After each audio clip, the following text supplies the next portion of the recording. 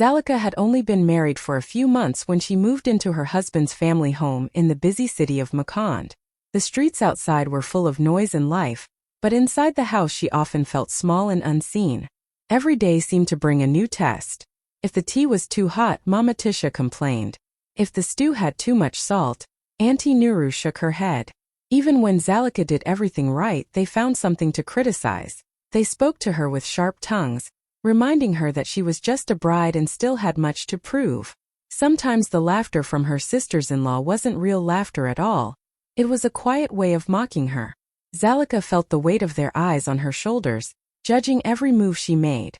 She wanted to please them, but no matter how hard she tried, it never seemed enough. At night, when the house grew quiet, she often sat by the window, looking at the city lights, whispering to herself that she would not let their cruelty crush her spirit. Deep inside, she carried a strength they had not yet seen, a strength that was waiting for the right moment to rise. Do you want me to expand the next outline to the grand gathering, 200 to 250 words, in the same emotional style? It was a bright Saturday morning when Mama Tisha called everyone to the sitting room. Her voice carried the kind of excitement that always meant trouble for Zalika. With a wide smile, she announced that there would be a grand family celebration the following weekend. 50 guests, she said proudly, her eyes shining as if she had just planned the event of the year. The whole compound buzzed with chatter, but Zalika felt her heart sink. She was about to ask who would help with the preparations when Mama Tisha's gaze landed firmly on her. Zalika will cook for everyone, she declared. Alone. The room went silent for a moment, then soft laughter broke out. Her sisters-in-law exchanged knowing glances, while Auntie Nuru whispered something that made the others chuckle. Zalika forced a small smile, but inside her chest tightened. 50 people? That wasn't a meal, it was an army to feed. She imagined the endless chopping, stirring, frying, and serving, and for a moment she felt her knees grow weak. But Mama Tisha wasn't done. Let her show us what she's capable of, she added, her tone sweet but sharp like a hidden knife. Zalika understood the game. They didn't want to celebrate, they wanted to watch her fail. Her husband, Baraka, sat quietly in the corner, avoiding her eyes. He didn't defend her, didn't speak up, just looked at the floor as though his silence could hide his shame. That cut Zalika deeper than the command itself. She longed for him to say, "She can't do it alone, we'll help her." But he didn't. She swallowed hard, nodding politely, even though fear rushed through her like a storm. That night, as the house filled with laughter and plans for the celebration, Zalika slipped into the kitchen. She ran her hands across the empty pots and heavy pans, whispering to herself, "If they want a battle, they will see my strength. Would you like me to now continue with 3? The hidden intention, 350 words. In the same voice? As the week passed, preparations for the gathering filled the compound with noise and excitement. To an outsider, it looked like a family getting ready for a joyful celebration. But beneath the laughter and chatter was a plan that only Zalika could feel pressing against her chest.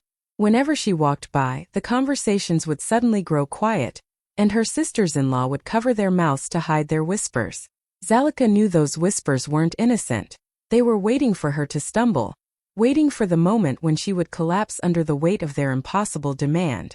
Mama Tisha wore her sweetest smile whenever neighbors asked about the event.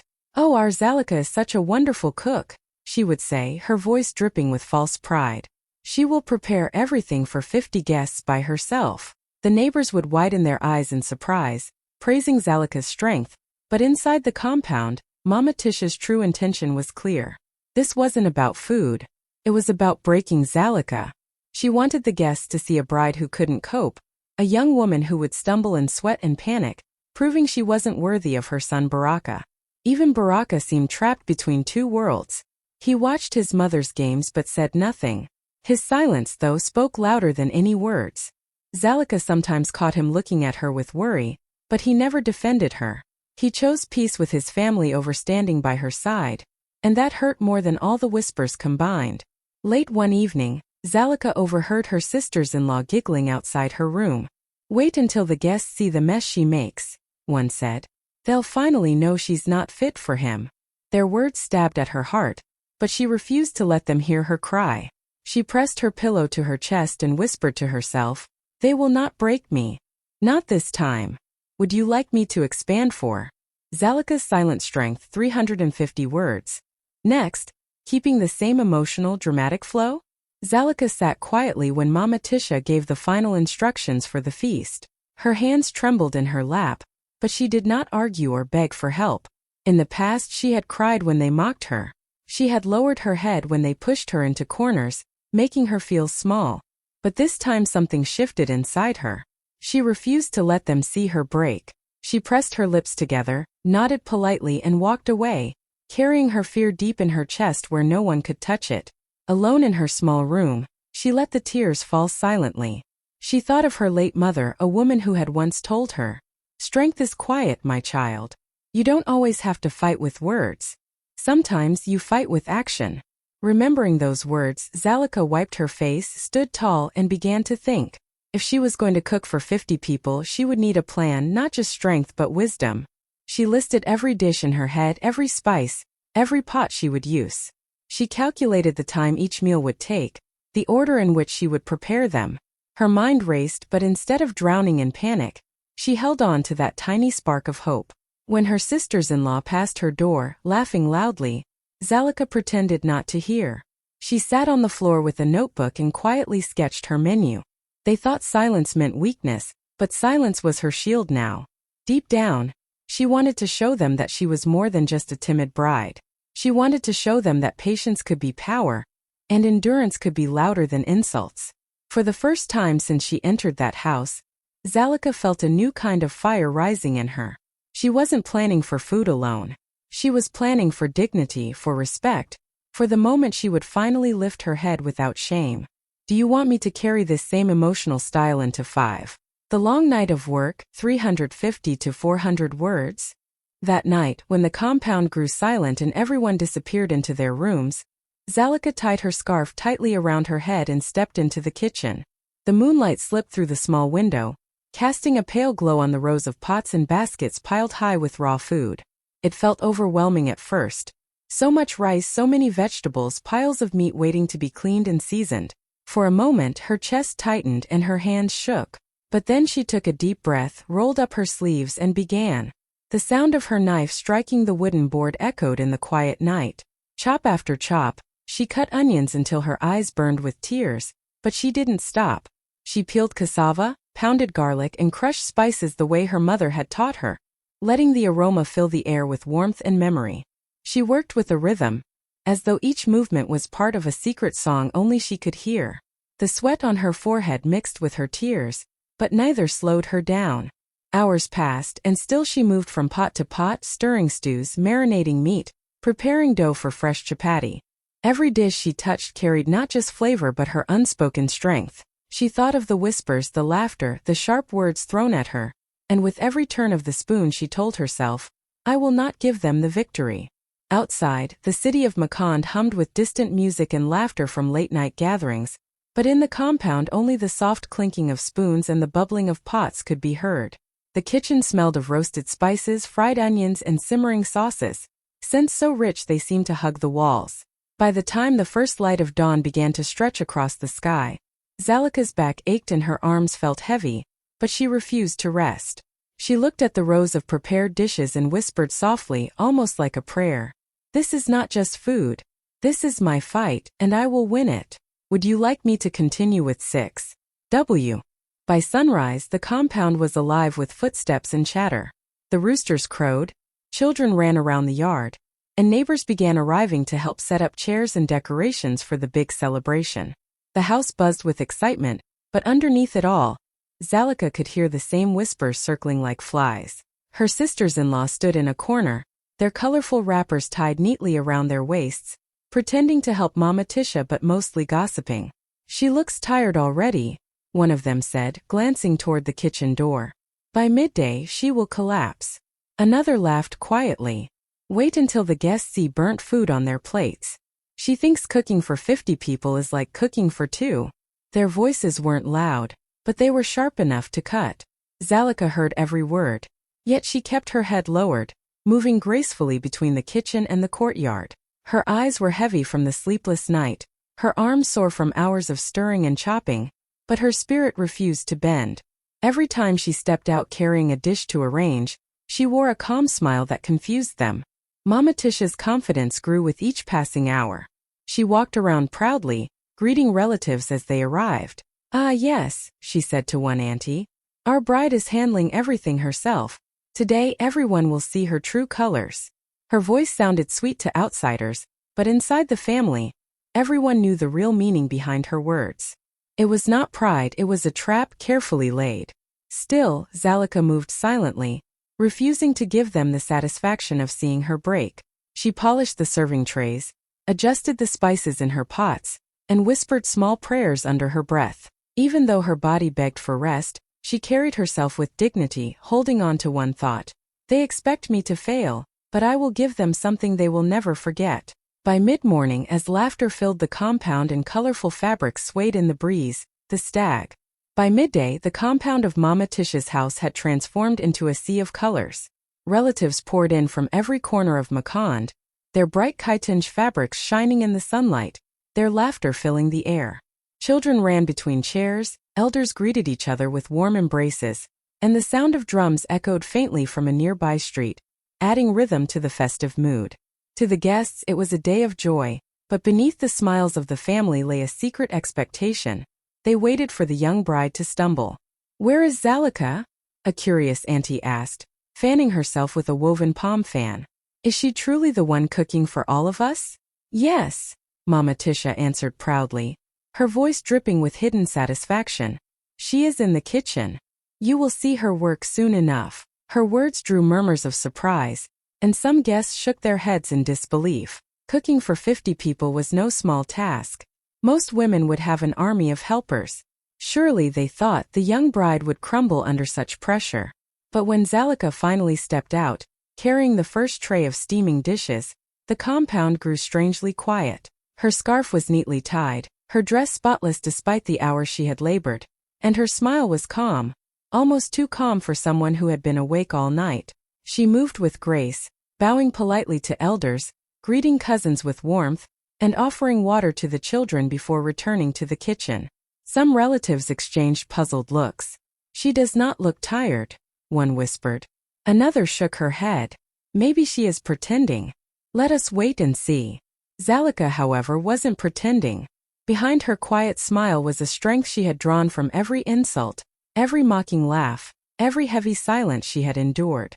With each step she took, she carried not only food but also dignity, a silent answer to the doubts hanging in the air. The compound waited for her to fall apart, but Zalika had already decided, today she wow. One by one, Zalika carried the dishes out of the kitchen, and soon the long tables in the courtyard began to look like something out of a dream. There was golden pulao rice, its aroma rich with cinnamon and cloves. There were pots of tender goat stew, simmered until the meat nearly melted at the touch of a spoon. Bowls of fresh vegetables glistened in colors that seemed too bright to be real, greens, oranges, and reds shining under the afternoon sun. She placed down plates of crispy fried fish, stacks of soft chapati, and trays of sweet mandatsi that smelled of cardamom. Every dish looked carefully made, every serving touched with the kind of detail that came from love, not just duty. At first, the guests were quiet, their eyes following Zalika as she moved gracefully between the tables. Some of them had come ready to pity her, expecting sloppy food and chaos, but instead they found themselves staring in disbelief. "Did she really make all this by herself?" an uncle whispered, adjusting his glasses. "Impossible." When the first plates were served, the silence broke. Guests leaned forward, taking careful bites, and the courtyard filled with gasps of delight. Laughter turned into murmurs of surprise. "This rice tastes like it was cooked by someone's grandmother," one woman said, smacking her lips. "Perfect, just perfect." Another nodded eagerly, adding, "The meat is so soft, how did she do this?" Mama Tisha sat at the head of the table, her confident smirk beginning to fade. She tried to hide her unease by sipping water slowly, but her eyes betrayed her. This was not the disaster she had planned. Instead, Zalika had created a feast that made the whole family proud, whether they wanted to admit it or not. And Zalika? She never rushed, never raised her voice, never asked for praise.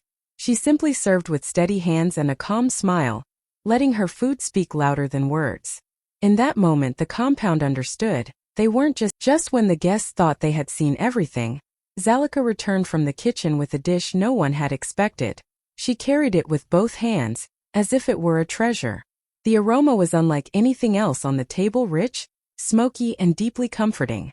She set it down gently in the center, and the elders leaned forward, curious. It was her late mother's recipe, a dish that had been passed down through generations in her family. It wasn't the grandest meal, nor the most colorful, but it carried a soul that no spice alone could create. The stew was thick, with tender pieces of chicken simmered slowly in groundnuts, tomatoes, and a secret blend of herbs her mother had once whispered to her in their small kitchen back home. For Zalika, this was not just food. It was memory. It was pride. It was her mother's voice reminding her, "You are stronger than what they say." When the first spoonful was tasted, the courtyard went quiet again. An old uncle closed his eyes and nodded slowly, savoring every bite. "This," he said softly, "this tastes like home." Others followed, and soon the whispers rose, not of doubt but of admiration. Some said the dish reminded them of their childhood, of the kitchens where their own mothers had once cooked with love. Others said they had never tasted something so perfectly balanced. Zalika stood silently, watching their reactions with moist eyes. She wasn't just feeding them. She was giving them a piece of her heart, a piece of her story. What her in-laws had meant to be her humiliation had become the stage for her greatest gift. Mama Tisha's face stiffened, her hands frozen around her cup. She hadn't expected this. None of them had. Zalika had not only succeeded, she had brought something unforgettable, something that connected every guest to her in a way no insult could erase. "Would you like me to continue with 10? The guest's reaction, 350 to 400 words. In the same emotional, dramatic way? At first, the courtyard was full of noise, chatter, laughter, the clinking of cups, but the moment Zalika's food touched their tongues, the noise softened into silence. People looked at each other with wide eyes, their spoons paused in midair. It wasn't the silence of disappointment, it was the silence of surprise, the kind that came when words were too small to describe what they were tasting. Then came the murmurs. Low, excited voices filled the air. "This is extraordinary," an elder said, wiping his mouth with the back of his hand. "The flavor, the balance. It is like she cooked with her heart." Another guest leaned over his plate and whispered, "This is not just food, it is memory. It reminds me of my grandmother's cooking." Soon voices rose and the courtyard filled with praises. Relatives who had expected to mock her now found themselves shaking their heads in admiration. Cousins clapped their hands, children begged for more chapati, and even strangers who had only come as neighbors called out Zalika's name, saying she was a treasure to the family. Zalika stood near the kitchen door, her scarf slightly damp from sweat, her hands folded politely in front of her. She did not boast or draw attention to herself. Her quiet smile was enough. Every praise that floated through the air was like a balm to the wound she had carried in silence. For months they had tried to break her, but today her hands, her patience, and her mother's recipe had spoken louder than their cruelty ever could. Mama Tisha's plan had unraveled before her eyes. Instead of humiliation, Zalika was now the star of the gathering. People praised her openly, declaring she had the gift of a true cook, someone who brought dignity and pride to the family. And as the compliments rained on her, Zalika realized this moment was bigger than food. She had turned their trap into her triumph, and everyone present had witnessed it. "Do you want me to move on with 11? The in-laws' shame, 350 to 400 words. In the Mama Tisha sat stiffly at the head of the table, her smirk slowly melting from her face as the voices around her grew louder in praise of Zalika. She had been so sure that the young bride would stumble, that the food would be late, tasteless, or poorly made. She had imagined the shame, the laughter, the whispers spreading through the family about how their son had married a woman who could not even cook. But instead, the exact opposite unfolded before her eyes. The guests couldn't stop talking. Every bite brought another compliment. "This girl has magic in her hands," one auntie said, licking her fingers. "Her husband is blessed." Another leaned closer to Mama Tisha, smiling warmly. "You must be so proud of your daughter-in-law. She is a rare jewel." Each word was like fire in Mama Tisha's chest. She forced a smile, nodding politely, but inside her heart twisted with anger and shame. Her sisters-in-law, who had laughed at Zalika just hours before, now sat quietly, their faces tight. They too had expected disaster, but they couldn't deny what they saw. a young woman who had worked through the night and turned the impossible into a triumph. Baraka, her son, looked at his wife with new eyes. While Mama Tisha seethed in silence, he couldn't hide the awe in his expression. The pride that his mother had wanted for herself now belonged to Zalika. Mama Tisha tried to cut through the admiration with small remarks. "Ah yes, she tried," she said lightly, "though she still has much to learn." But no one listened. The guests were too busy praising Zalika, calling her food unforgettable, her spirit remarkable. What was meant to be Zalika's downfall had become her rise, and Mama Tisha could do nothing to stop it. For the first time since Zalika entered that house, the power in the room shifted. The shame was no longer hers to carry. It sat squarely on the shoulders of those who had tried to break her. Shall I continue with 12? The husband's realization, 350 to 400 words. In the Baraka sat at the edge of the long table, his plate untouched, his eyes fixed on his wife as she moved between the guests. He had always seen Zalika as quiet, almost too quiet, the kind of woman who swallowed her pain rather than speak it out loud. He knew his family tested her, mocked her, pushed her into corners, and he had told himself it was just the way things were. He had chosen silence, thinking it was safer not to interfere. But today, as he watched her, something inside him shifted. Zalika was not the timid bride they had tried to paint her as. She walked with a calm confidence, her head high, her smile steady. She moved from table to table, serving food with grace, and every guest she passed showered her with praise. "Your wife is extraordinary," an elder said to Baraka, patting his shoulder. "Take care of her, for she will bring honor to your home." Baraka could only nod, his throat tight. For the first time he truly saw her, not as someone enduring cruelty, but as a woman of dignity and strength. She had faced the impossible, cooking for 50 people through the night, and instead of breaking, she had risen higher than anyone imagined. Shame burned in Baraka's chest when he thought of the nights he had sat silent while his mother and sisters ridiculed her. He had thought he was protecting peace, but in truth, he had abandoned her to fight alone. Now, as he watched the respect in the eyes of their relatives, he realized how deeply he had underestimated her. He felt both proud and guilty, proud that she was his wife, and guilty that he had not stood beside her when she needed him most. In that moment, Baraka silently vowed that things would change. He would never again let her carry battles in silence. "Do you want me to go on with 13? The guest of influence, 350 to 400 words. In the same powerful emotional storytelling tone? Among the guests that day was Mr. Kalanji, a respected community leader whose words carried weight far beyond the compound walls. He was a man the family admired, someone whose presence made people sit straighter and choose their words carefully.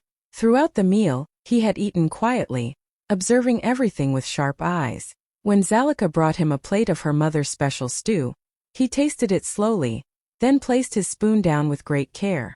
The courtyard grew still, for everyone knew he was not a man to give compliments easily. He rose to his feet, his tall frame commanding silence.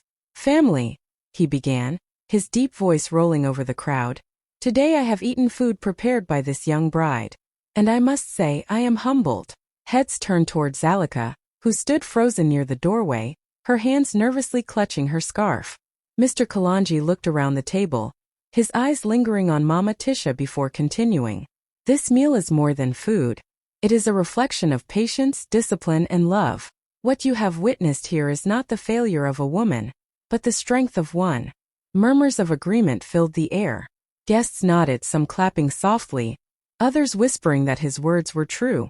He lifted his hand to quiet them again.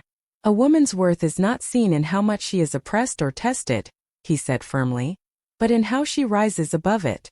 And today Zalika has risen. She has honored not just this family, but our community." The applause that followed was loud and genuine, echoing through the courtyard. Some elders stood to shake Zalika's hand, while the younger women looked at her with admiration, their eyes shining as if they too had been lifted by her victory. Mama Tisha forced a tight smile, but the respect that once belonged to her now belonged to Zalika. And Baraka, watching from his seat, felt his heart swell with both pride and a quiet ache of regret. His wife had not only won over the family, she had earned the respect of a leader. The courtyard, once filled with quiet whispers and hidden laughter, now echoed with applause and warm praises for Zalika. Guests leaned toward her, asking about her recipes, some even saying they wished their daughters could cook with such skill and patience. The energy had shifted completely, and the in-laws could feel it pressing heavily on their shoulders. Mama Tisha sat still, her lips pursed tightly, her earlier confidence gone. Her sisters-in-law, who had giggled the night before about Zalika's failure, now kept their eyes lowered, stirring their cups nervously. They had planned this day as Zalika's downfall.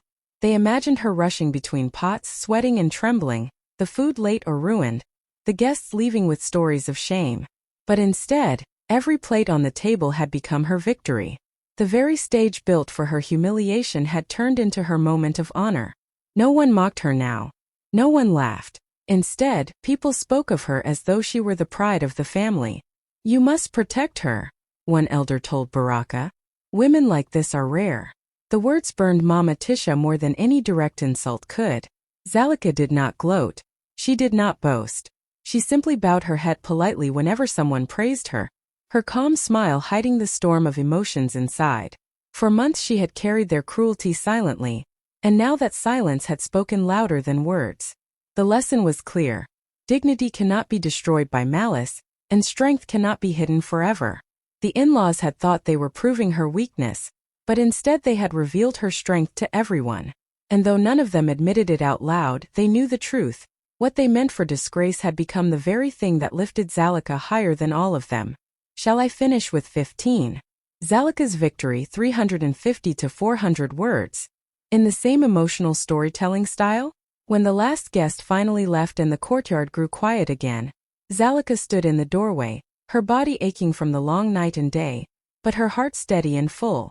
The tables were nearly empty now, only crumbs and scattered cups left behind, but the voices of praise still echoed in her ears. She had not only fed 50 people, she had silenced every doubt, every cruel whisper, every test they had thrown at her. Her in-laws avoided her eyes as they cleared the space, their laughter gone, their pride swallowed. Mama Tisha, who had once smirked with confidence, now moved stiffly, saying nothing. Zalika did not need to raise her voice or remind them of what they had done. The truth was already heavy on them. Baraka walked up to her slowly, his face soft, his eyes full of something she had longed to see: respect. He wanted to speak, but the words caught in his throat. Zalika only gave him a small nod, as if to say, "I carried this battle, but we both know the lesson now." She did not gloat. She did not shout. Instead, she stood tall, her quiet strength brighter than any celebration fire. What they had designed to break her had instead revealed her worth to the world. That night, as the moonlight washed over the compound, Zalika knew she had changed her story forever. It was no longer about survival. It was about triumph, unforgettable and unshakable.